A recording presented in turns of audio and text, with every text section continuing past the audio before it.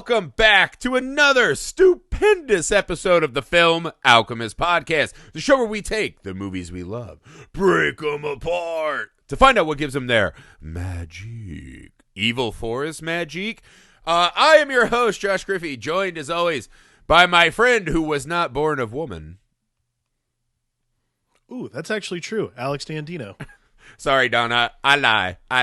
All right, guys, before today's scholarly pod, a little business, people. It's official. We are on Patreon. That's right, patreon.com/Film Alchemist Pod. The absolute best way to help the show. The absolute best way to help make this show exactly what you want and deserve. Guys, for as little as $1 a month, you can get in, join the community, meet our awesome patrons that we already have accrued.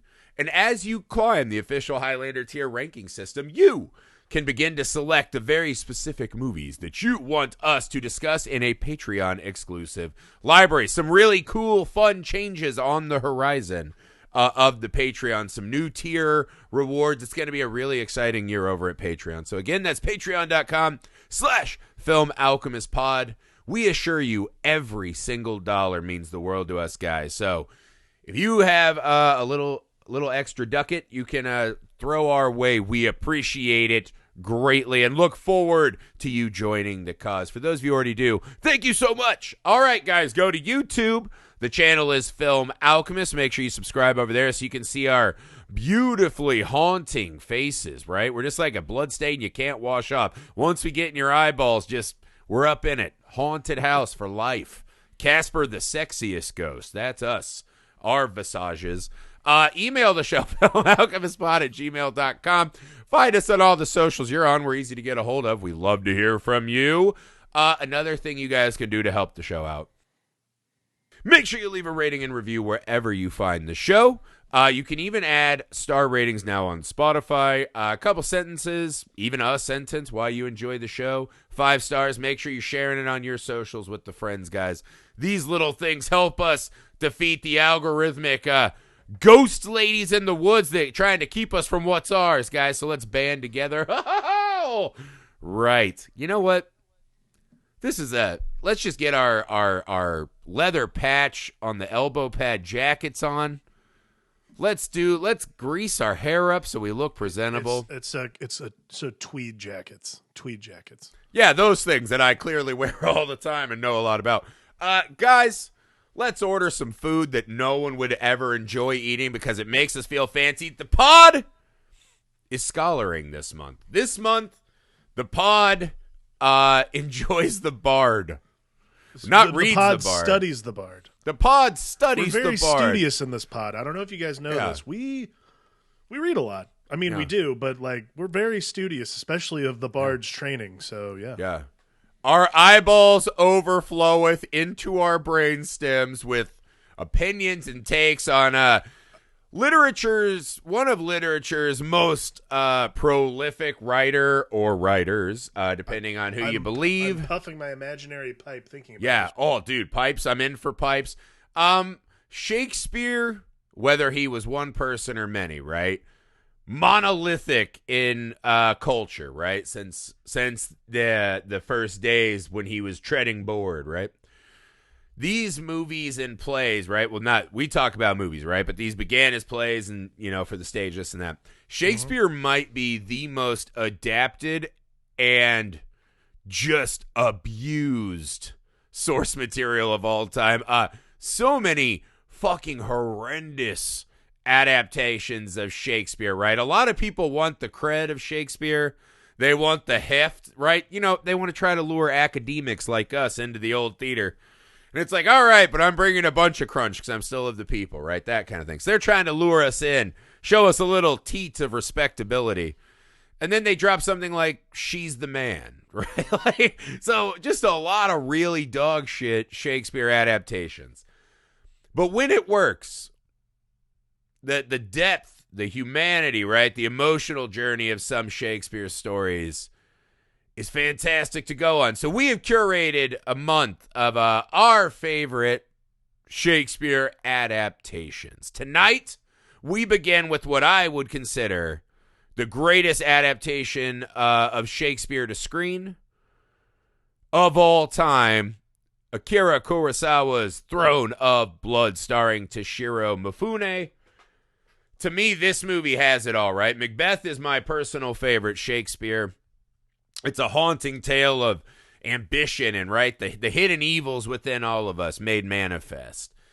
It plays very much in the horror elements, right, which is something I love. There are ghosts, there's murders, there are betrayals, there's grappling with who we really are and who we think we ought to be. And the combination of Kurosawa's steady hand, the visual landscape and iconography of feudal Japan, mixed with Mifune's just fucking barbaric performance in this movie, make it one of my all-time favorite flicks. Alex, opening thoughts on Macbeth via the Bard. Yeah, you're not alone in that. I think Macbeth is probably the second most popular one to adapt, next to like Romeo and Juliet. A lot of that, yep. And it's been done a lot. Like, I think this is the thing too, and like, because I do think Throne of Blood stands above all of them, as an adaptation.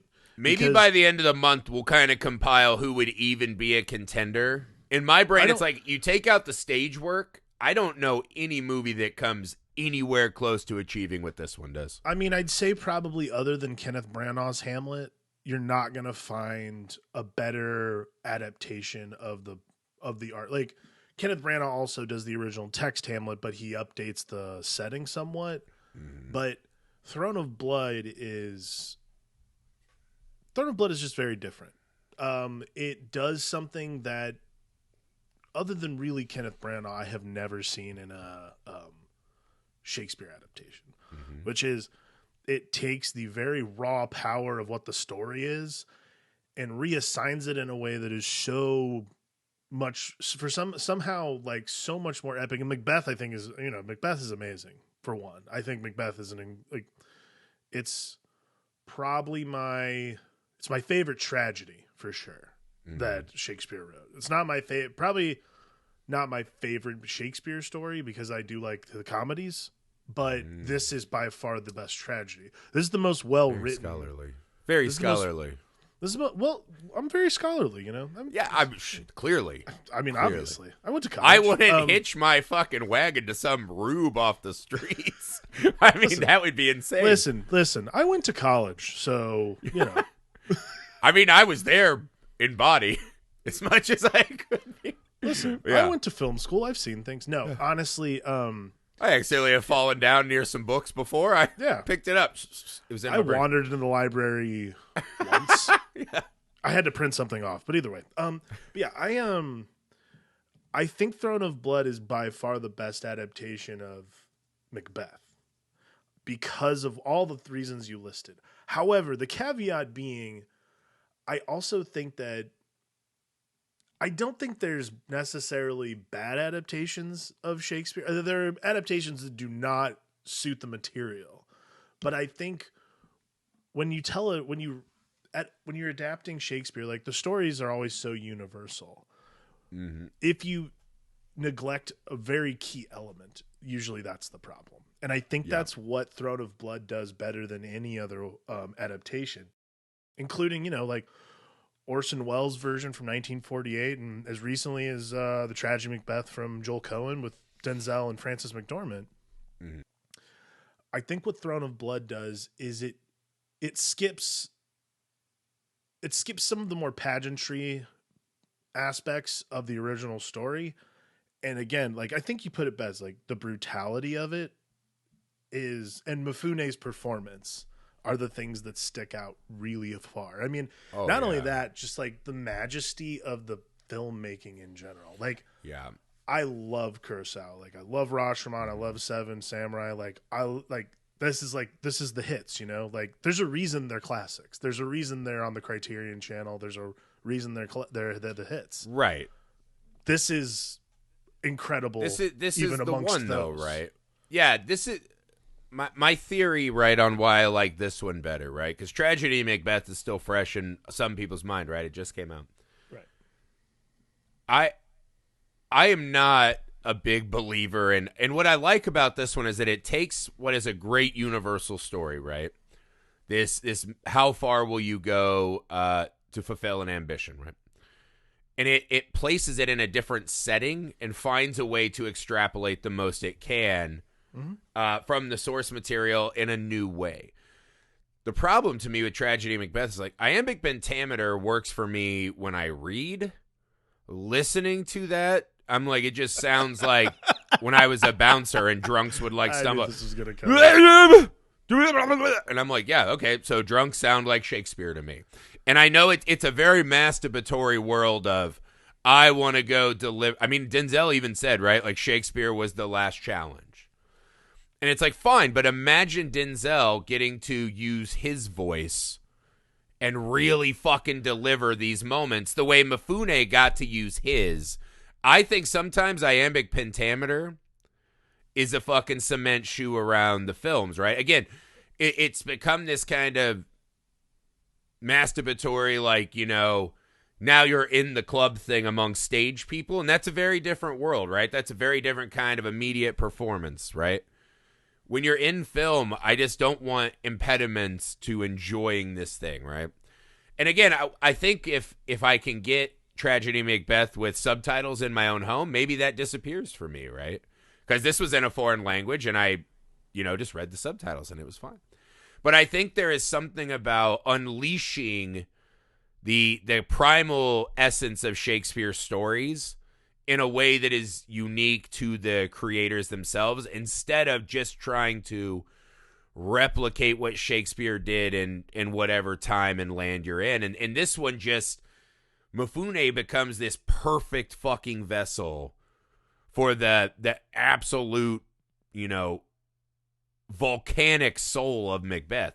And what the reason I like Macbeth the most is it feels the most stripped down of most Shakespeare stories to me, right?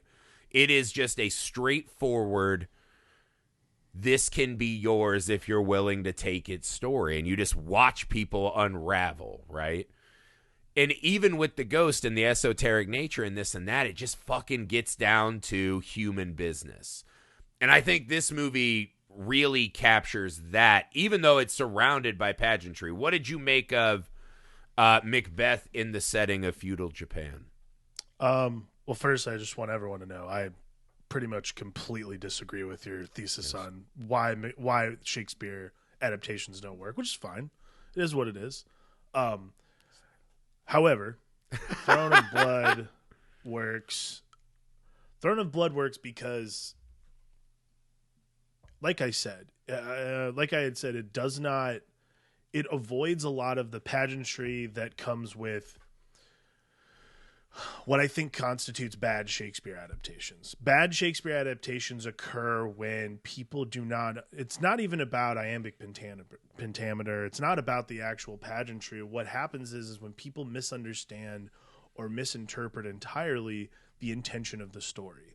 And I think that's why Throne of Blood is better than most adaptations of any Shakespeare story, because at its very core, between Mifune's performance and Kurosawa's just pertinent understanding of the material being about how power corrupts. And not only that, like the attaining of power ruins somebody. Someone who generally you would perceive as a good person. Mm-hmm. It is ambition rather than power that actually ruins something. So like for me, what makes Throne of Blood different is that it cuts through almost everything, and it almost frames his name is not Macbeth in this movie. Wizu, is it Wisu? Well, I think it's Washizu. Yeah, so something like that. Washizu is the Macbeth of Throne of Blood. Mm-hmm. What's different is it frames Washizu almost as a tragic figure, like more tragic than just like the actual, more tragic than the actual tragedy itself. You see, and this is always my takeaway from Macbeth, is when it's done well, you see like this is a good man who's just put in a situation where his wife is telling him one thing, and not only that, the universe is pushing him in this direction. Yeah, and this is something that Mifune captures really well in this. The moment you see Mifune on screen, you know this is going to be a more raw Macbeth, right? Yeah. I would argue that in this film, they pull away the, a good man thrown asunder by a prophecy, right? The opening of him in the forest, right? I love the moment when they hear the cackling and it's evil spirit, and they just are just hard charging soldiers, just impotently bearing down on this path, right? Right. Through the woods. And what the movie is saying in that wonderful image, right? These wonderful mist-filled vistas, right? But as they're just hard charging with their arrow and spear to attack a voice, that this is a man who is just battling nature herself. Mm-hmm. And what this movie does so well with the prophecy, right? Which is not news to anyone, right? This is a movie about self-fulfilling prophecies, right? Like, you are self-actualizing word. It's kind of how horoscopes and tarot and all that shit, and they give us the clues with which we start gleaning everything else. And that's why this is different than I think a lot of other adaptations, because I think, in my opinion, a lot of the times the people that miss the point of Macbeth lay the blame. If you're going to blame characters, like this whole thing is obviously lay the blame more on the nature of the universe telling Macbeth what to do rather than Macbeth himself. And I think that's what's really fascinating about Throne of Blood is they try to do this thing where they're laying the blame on Macbeth and Lady Macbeth, obviously. Mm-hmm. Sorry, I'm not going to use their real names. It's just I'm not going to use their Throne of Blood names because I'm just not. Macbeth and Lady Macbeth in this movie, yeah, they obviously lay the blame there, but there is this other element that it's another element that is more just like pestering them. I don't like when Macbeth stories come down to more ethereal qualities because of the witches. Like, what I like about this is because of the style of drama they're getting at, which is the style from the Kurosawa prefer called No style. The evil spirit they happen upon in the woods isn't just a witch. It's an evil spirit that could be anything. It could just be a vision that these two men are seeing, beleaguered by war. Like, who knows what it really is? I think that's what I enjoy the most about this concept and this version in general, is that what it feels like is less about the true supernatural approaching them and more about this could just be these men. This could be what's in the heart. This is what lurks in the hearts of men. Right. And I think that's absolutely the very most foundational aspect of Macbeth, is that had he not met that witch, this would be the course he took eventually, right? This is a butcher of men who knows that to get where you want to be in life, you just hack your way to it. Right. This was always going to be, and this one, they do find these like pile of skulls and this and that. Sure. But what I also like about this one too is what they get to it, right? The evil spirit, and again, it's not even evil, it's just a spirit with a loom, right? Just making an observation, right? This is going to happen because I can see, as the spirit says, right? You humans, I'll never understand you. You try and hide your desires, right? Mm-hmm. When you take that concept, right, which again, to me is the essence of Macbeth, and you place it in such a repressed, just laden with ritual kind of society, right, as feudal Japan, I think it just becomes this perfect boiling plate for all this guy wants. He is denying himself, right? And what I love about this movie, too, the other shift that they make in this movie that I appreciate a lot is this movie, I feel like unfairly, Lady Macbeth takes so much of the blame in most versions of Macbeth. It happens a lot. Right. She's the evil, power-hungry temptress behind the good man. They do this in every version. Right. And in this one, it actually makes Macbeth a more cowardly kind of man. He tells her what happens, and she knows that her role in this is to just voice what he wants to hear but won't say out loud because it would not be fitting of him and his station to say it. So she's parroting exactly what he wants to hear. And they frame her a lot where she's not even on the screen, and Mifune will be just taking up this fucking frame as she's talking, as if it's his own inner voice playing, right? There's a wonderful moment of this when the people knock and, you know, she has already told him she's going to drug the wine, right? And she's like, I'm going to go get the wine. Just Mifune not stopping her as she inches to the door. And then they cut to this doorway shot where it's this kind of surreal moment, right? Where she floats into the black and immediately floats back with this vase of wine. As if the poisoned wine or the drugged wine was already prepared. Right. And so Lady Macbeth does not become this ghoulish fiend just trying to, like, you know, scrape up the after glory of this attack. She is just there talking him through what she knows he's already going to do. I think what good adaptations do for Macbeth is make Lady Macbeth the accomplice, not the sinner. Yeah. The original sin is this man who decides that he will give in to his innermost desires. Rather than being the soldier he was, he's going to give in to who he wants to be. I think that that's always the fatal flaw, and that's why there's a lot of Macbeth stories that don't. There's a lot of Macbeth stories that make it to screen that don't necessarily work because they do this thing of making Lady Macbeth. They try again. It's, you know, we live in a very male-dominated world, and of course, a bunch of dudes making a movie go, "It was her fault. She did it. I knew it." Just like Adam and Eve. It's the whole thing. Yeah, it's very much that way a lot of the time.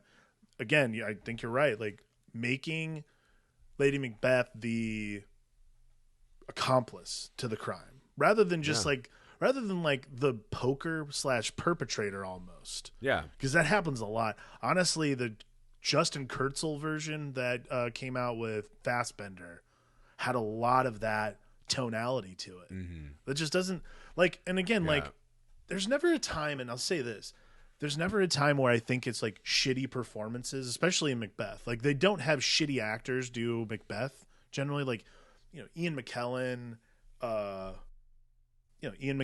Patrick Stewart, Denzel, like all these great actors have done this part on television or in film. It's when it's the direction really that this has to take. And again, that's why Kurosawa is so incredible, because he knows this. He knows that he has to take control of the story, but more importantly, it can't just be, obviously it's the woman's fault for like poking her husband too. Right. Like, we're all pushed by better women. That's the way it goes. It's just this guy's not a better man. That's the point of Macbeth. And again, even in the Denzel one that just dropped, it was kind of my sticking point with some of the movie is Denzel is played as this really noble man, and it's like, oh, if only this hadn't fallen on me. And Frances McDormand is not this, you know, cackling evil woman pushing him into it. That's not the Lady Macbeth character. But also Macbeth just being like, oh, God, I wish you hadn't said that. I never would have done. Mifune comes in the first moments that he's talking to his wife about it. You see on his face that this guy is just trying to find the right justifications. He's not debating whether or not he will do it. He is crafting the narrative for after he's done it. I think this is and again, this is the Kurosawa storytelling that's better than a lot of the rest, is by placing it into essentially what it becomes is asking permission.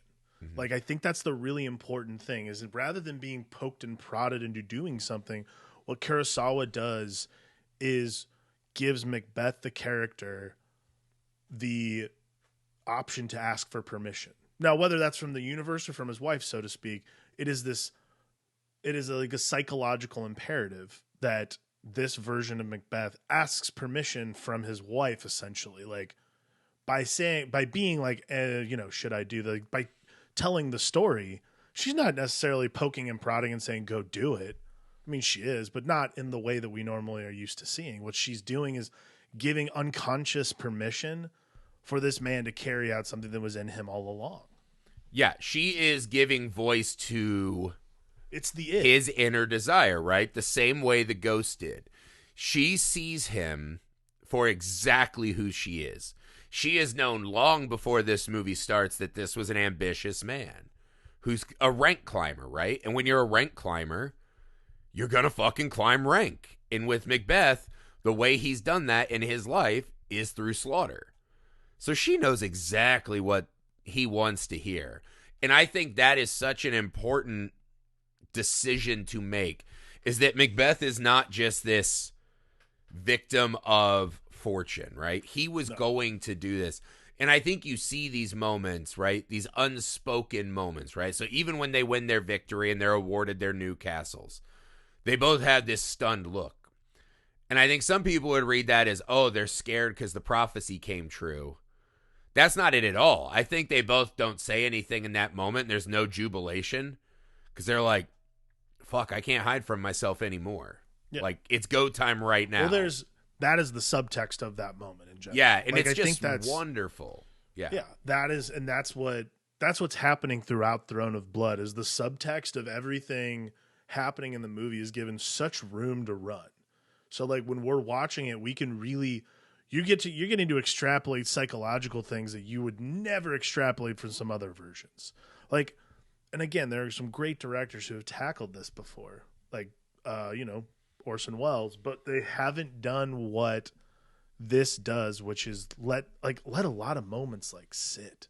Mm-hmm. And I also think there's another thing that we haven't talked about yet that I really love about this movie more than anything, which is the vastness of the camera work. Like, everything is huge.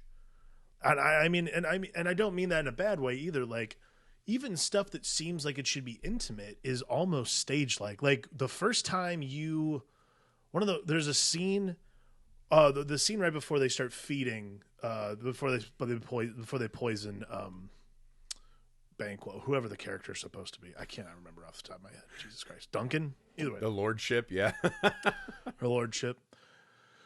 That scene, that shot of him and the lady, like, is so wide, and you're just like, and I paused the script, I paused the frame. I was like, why is this like this? I wrote it in my notes. I'm like, what am I supposed to be gathering from this? I'm like, right. This to me is the visual. This is like the visual of like they are separating from each other. Like, the poison's been put in, and now they are on their divergent paths of not only that, but like they have to be like.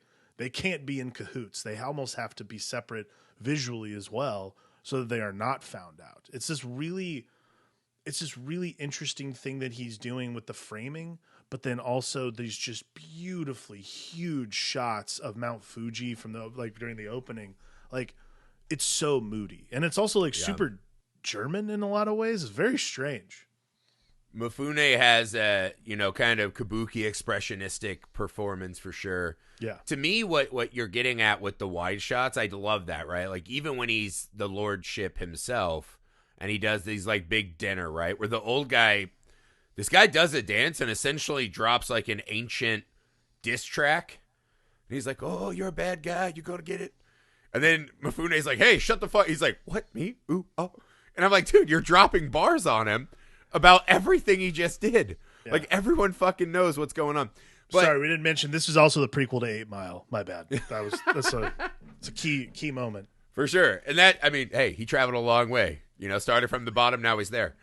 But what I like about the wide angle, right, for a lot of these, and I'm assuming some people would harken, that harkens to a stage performance, that. What it does for me, and the reason that this version is so wonderful and maybe catches my mind, this is the best version that mixes in the supernatural elements to me. Not because it is omnipresent and, spooky ghostness, right? Whatever. Every forest shot, right, has this wild mist flowing through it. So it gives it this kind of gothic-y look, right? It has a Universal movie vibe, right? Where there's just flowing mist everywhere.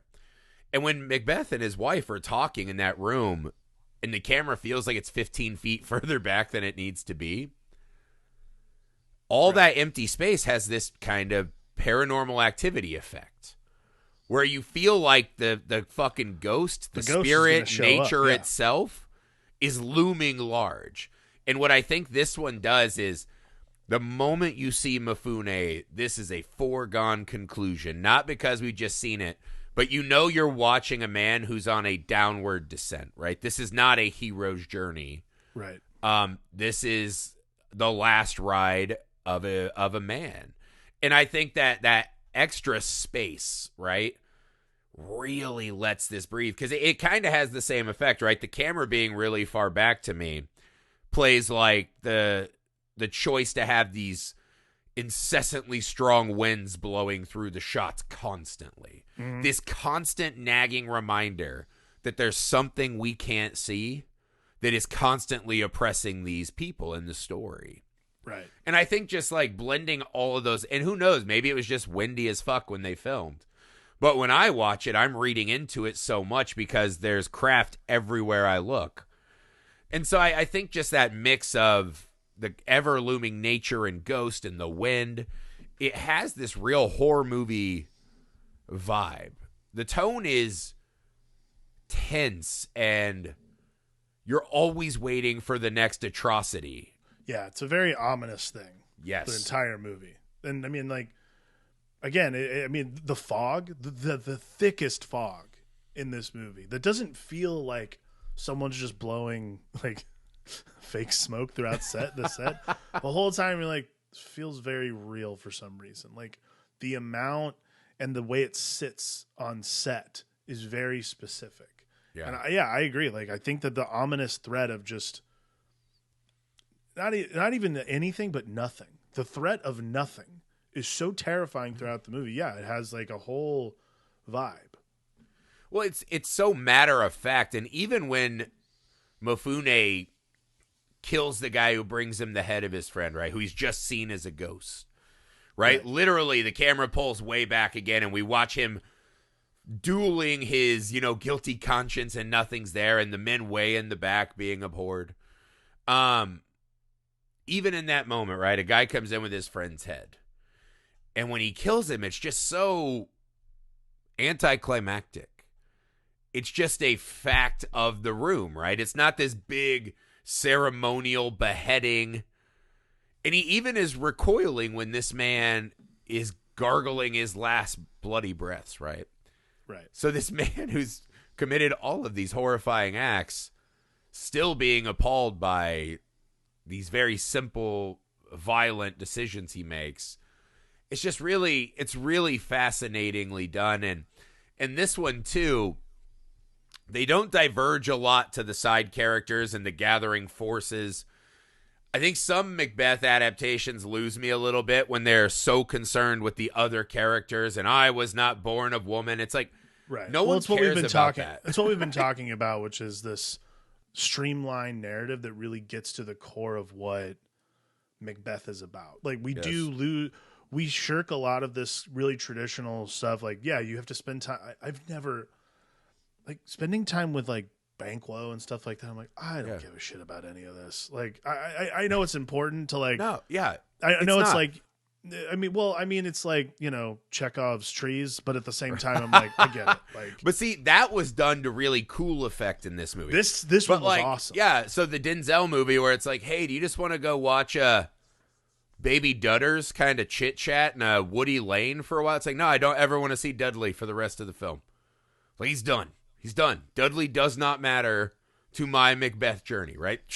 Throw that shit out. And some people like the extras. Some people are traditionalists with their Shakespeare. But to me, right, so the decision of the trees, right? We take out the I was not born of woman, which is kind of this weird, like, semantical trap.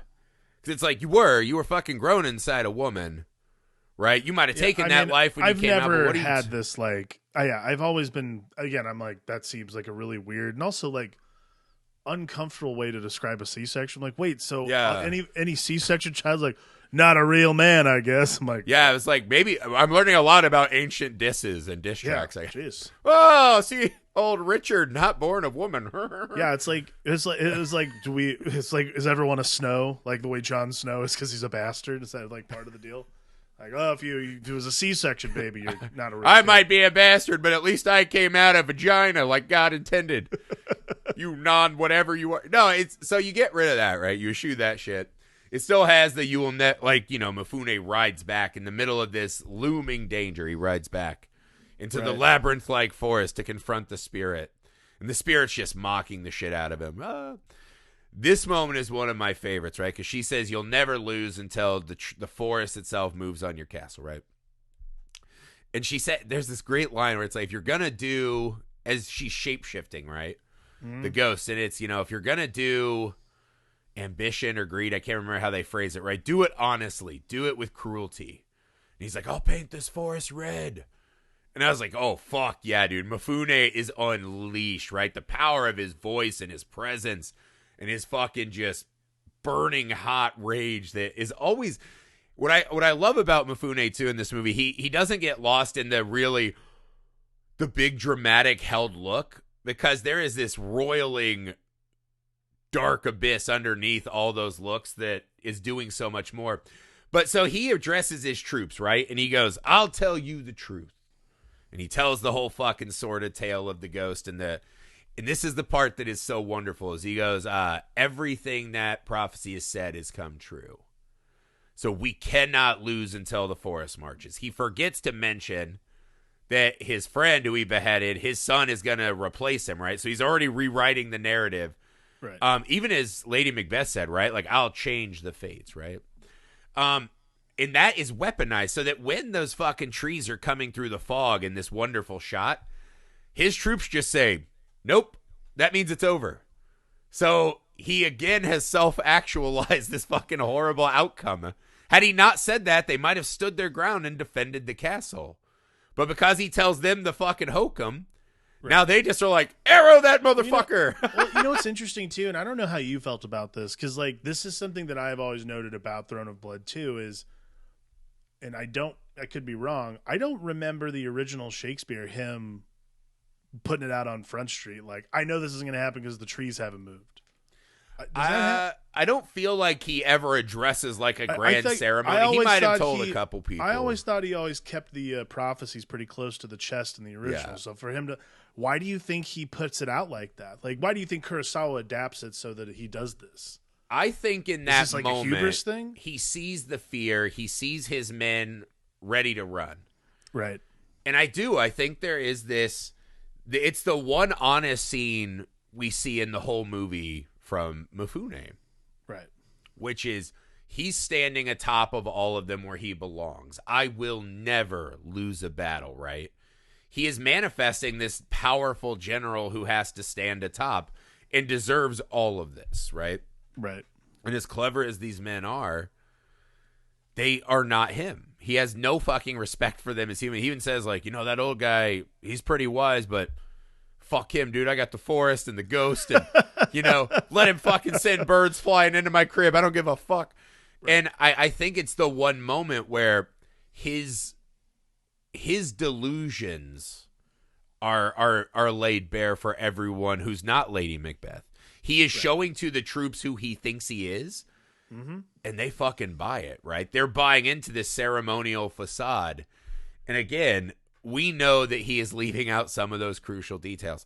Because again, that's kind of a weird old Shakespeare thing. Like, did they really... Like, I don't know if you've ever planted a tree. Like, even little trees are fucking heavy as shit. So, like, I've always been like, wait, they just fucking carried trees with all the branches? Like, how did they... Right on, whatever. But in this one, it is used as this, again, just kind of focusing in on, this is all just Macbeth manifesting his own tragedies, right? This movie's not a tragedy, because it's hard to say it's a tragedy if you choose to jump into the wood chipper yourself, right? Well, I mean, it's a tragedy in the sense that somebody dies. Like, again, most of them... A piece of shit dies. Well, I mean, again, most of the Shakespearean tragedies, in my opinion, are all... Like, again, like we've been talking about this entire time, like all self-fulfilling prophecies. Yeah. I think Romeo and Juliet are fucking idiots. I've always said that. Yeah, but see, at least Romeo and Juliet, you're like, they're just like star-crossed lovers. I feel like they're good kids. Macbeth is a brutal bastard. No, they are not. That is not true. How dare you? Romeo and Juliet are fucking idiots. Juliet did nothing. By their hand or by another's. I was hoping that Macbeth would storm in and cut both their heads off before the end of the show. That's what I was hoping. He would too, because he's a dirty rat bastard. The only is. tragedy in this tragedy of Macbeth, Game of Thrones style, was I actually felt bad that, because this one added in the Lady Macbeth miscarried a son, right? That was going to be her heir. Yeah, that was that was the stillborn thing. Yeah, this was a problem I always had with the story, and maybe this is just me being a long way from having read it on the page. I don't remember her losing a baby in the original story. It's right? not. No, they never have children in the original. Right, and the whole notion that she is this wicked serpent in the Garden of Eden who turns a good man, but then somehow is really guilty in her conscience and can't wash off the blood, never flew with me. I'm like, she knew exactly what she was doing. Why does she have all this regret? Now, the fact that action led her to that being her sins being passed upon this child who's stillborn, right? The blood on the hands she's washing off is not a lordship or some fucking guy who is just a means to an end, but of that baby. Well, that is truly haunting to me. Again, Throne of Blood recontextualizes the Lady Macbeth story because of this. Because she's my favorite Lady Macbeth. It's a wonderful they add performance. this. Well, because they add this. Because they add the subplot of because the original was not about Macbeth. Of course, wouldn't have an heir. That heir would take over for him, and this man is obsessed with. Once he's attained power, obsessed with keeping it. So, for not only Kurosawa to approach it as okay, but not only does this man want to continue power, he wants to continue his legacy, his great legacy as the Lord of the Manor, the Lord of the Forest Castle. So this great legacy is supposed to continue. For it to not doesn't bring us any it doesn't make us feel bad for Macbeth, but it recontextualizes Lady Macbeth and gives her this sympathetic angle that I don't think any of us have ever had, which I think is where so much of that Lady Macbeth causes all this to happen comes from. So by giving her that motivation to the spot you have to wash out is this blight upon your house. It's not the blight upon your life because you did something terrible, like plotting someone's death. You because you have taken life is taken from you. Of course you would curse the gods. You'd ask for it back, of course. So it's right. It's the remorse she feels that I think is what makes that damn spot out scene a head and shoulders above the rest of the others. Yeah, and it's done just very simply within the framework of what could have been there. It reminds me of watching Cruella, right? A 3-hour-long origin story does not make me feel more sympathy for the woman who I know in the next movie is going to skin a bunch of puppies. It's going to take 101 dogs to make a fucking coat. Nope. Because of a weird dog's bit her mom on a cliff story. Like, that movie does not accomplish that goal at all. You're just like, whatever. Like, she's just a terrible person. Like, she's a terrible, broken person, right? She's unleashed. Okay. This movie reworks Lady Macbeth to be just another victim of Macbeth's warpath to that throne. And you see that she's a woman who has bonded to him and she's decided she's along for the ride, but she's not this fucking soulless monster. And even a moment when we know she's partaken in these atrocities, the idea that an innocent child paid for that and she even thinks that, there is a small moment where we can relate to that pain, even if we don't feel bad for Lady Macbeth herself, right? And I think those decisions, and even just the decision of, it's not an epic battle. It's just the men turning on this guy. And it's like, he said the forest thing, let's fuck him up. And Mifune's just long, drawn out running from arrows. The absolute inevitability of his demise. What a scene, by the way. It's a perfect ending for the film. What a scene of a movie. Like, when he's finally, walking down the stairs with that arrow through his neck, which is like... And the fucking army men step back. What a cool visual. Oh, my God. The army men stepping back and literally just... taking in this, not just they're fucking afraid of him. He's a ghoul. He's a monster. He's not human. He's become this thing. Yeah. What I love survived. that It's scene when amazing. he falls face first into the mist, consumed by the supernatural mist. And just the regiment is standing there. I'm like, that is one of the most beautifully composed shots I've ever seen. And And you know this what's movie interesting? is top notch, beautiful Yeah. across the board. But that last little bit, That Macbeth last laying shot there, of him holy walking fuck, down, man.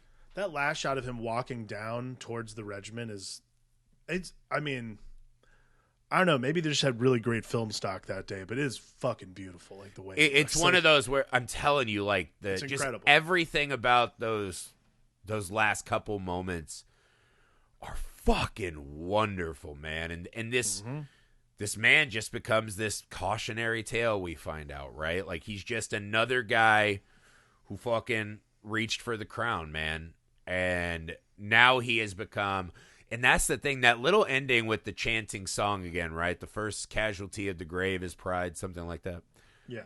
And that he'll wander as a spirit, right? That now Macbeth might be out there as a spirit, right?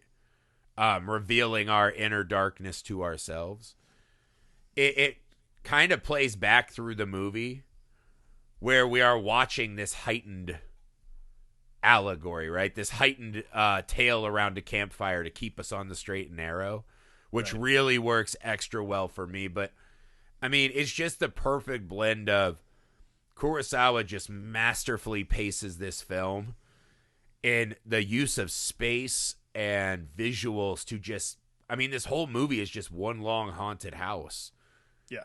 And Mifune being that fucking house and playing again this very big reaction, right? Like silent era, big for the camera reactions.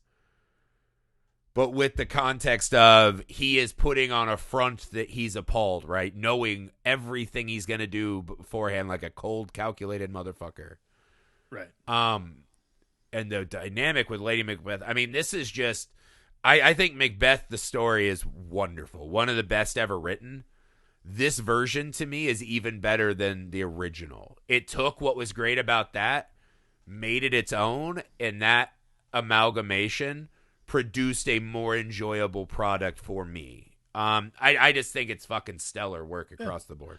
I mean, I think the distillation of what Macbeth is what works for Throne of Blood. And I think they take out the stuff that wouldn't. I think what's interesting, Kurosawa takes out the stuff that wouldn't work, I think, for Japanese audiences, and instead it's what doesn't work for like every audience.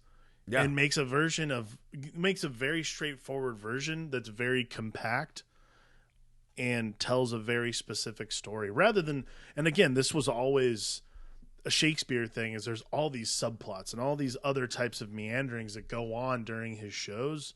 So for there to be a very streamlined version of this story in Throne of Blood is what makes it so it makes it so compelling. It is truly a masterwork. It's timeless, right? Like we still talk about now, people feel like they can't be their true selves.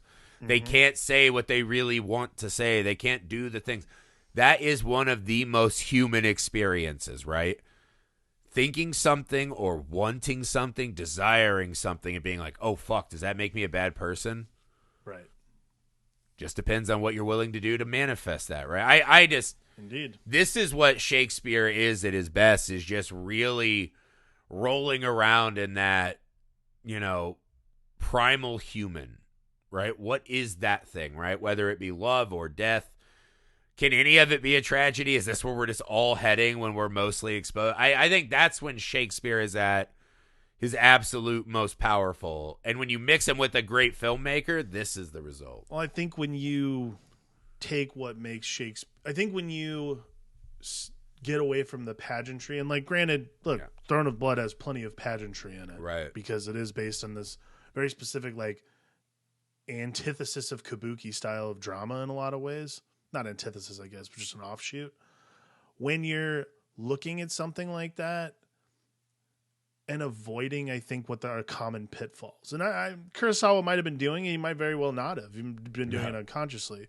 But I think when you're avoiding certain pitfalls of adhering to the text, and I'm not even talking about the language, because I don't really think the language barrier is that big a deal. Context is always the bigger deal for me for context is always a much larger deal for me for Shakespeare movies. So for me, when what you're doing is telling the very human portion of the story and like getting to the real core of what makes the story itself work, that's when you get movies like Throne of Blood. The two come together, right? The two minds, the two worlds, and something greater is born, man. It's one of the joys of art traveling from medium to medium. That's it for Throne of Blood. We have just begun our deep scholarly examination of the Bard this month. Next up, just a harrowing, taut, thrill ride in O? Question mark? I guess we'll see. Yeah. If only Throne of Blood had more dunks on an 8-foot rim. Oh. All right, so that's up next, guys. We got a lot of great Shakespeare coming down the pipe. We have wonderful films on our Patreon exclusive feed this month. So, guys, again, that's patreon.com/filmalchemistpod. Help us out if you can. Join the fun. We promise we'll make it worth your while. The email, filmalchemistpod@gmail.com. The YouTube, Film Alchemist. Find us on all the socials you're on. We're easy to get a hold of. Make sure you leave those ratings and reviews wherever you find the show. It does help us out a ton. Thank you, thank you, thank you, thank you. And more than anything, guys, thank you for the time. From the Film Alchemist, I'm Josh Griffey. I'm Alex Dandy.